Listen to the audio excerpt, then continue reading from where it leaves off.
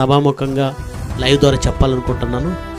చాలామంది మధ్యకాలంలో ఎన్నో అబద్ధాలను పుట్టిస్తూ ఉన్నారు, ముఖ్యంగా నా గురించి. అయితే అన్ని విషయాలు నేను పట్టించుకోను, కానీ యూనివర్సిటీ విషయంలో నా గురించి ఒక అబద్ధం అనేది ఈ మధ్యకాలంలో వెళుతుందని నాకు తెలియవచ్చింది. మళ్ళీ చెప్తున్నాను, ఈ సభా వేదిక ప్రాంగణంలో వేదిక మీద నుంచి మీ అందరి సమక్షంలో ఎలాంటి పరిస్థితులు వచ్చినా యూనివర్సిటీ నుంచి అడుగు బయట పెట్టేది లేదు.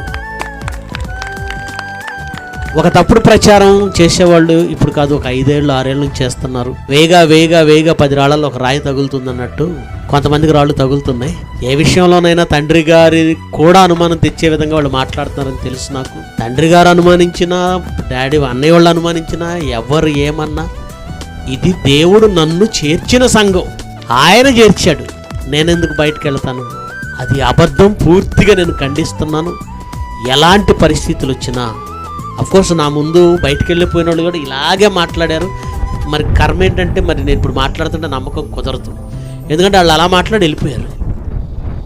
నేను ప్రసన్నానికి చెప్పిన మాటే లైవ్లో మళ్ళీ చెప్తున్నాను, సమస్య ఏదైనా ఉంటే పరిష్కరించుకుంటాం, అవసరమైతే యూనివర్సిటీలో ఉండి ఫైట్ చేస్తానే తప్ప బయటకు అడుగు పెట్టేది ఉండదు. అది ప్రసన్నాన్ని అయితే చెప్పాను, నాకేమైనా సమస్య ఉంటే లోపల ఉండి ఫైట్ చేస్తాను, బయటకు ఎందుకు వెళ్ళాలి అంటే దేవుణ్ణి ధిక్కరించినట్లు.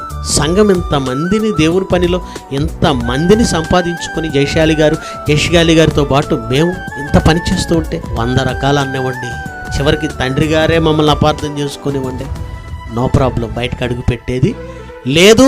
ఆ ఆశ పడుతున్న వాళ్ళు మీ ఆశలు అడి ఆశలే, కళ్ళలే.